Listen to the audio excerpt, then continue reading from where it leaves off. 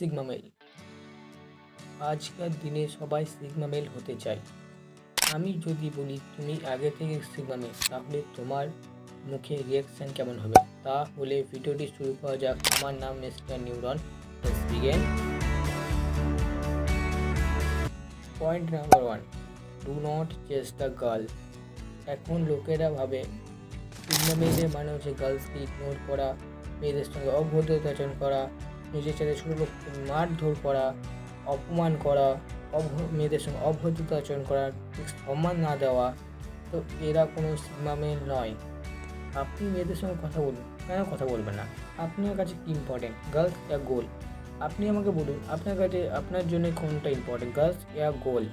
গোল ঠিক, তাহলে আপনি মেয়েদের সঙ্গে কথা বলুন, কিন্তু ওদিকে চেস করেন না।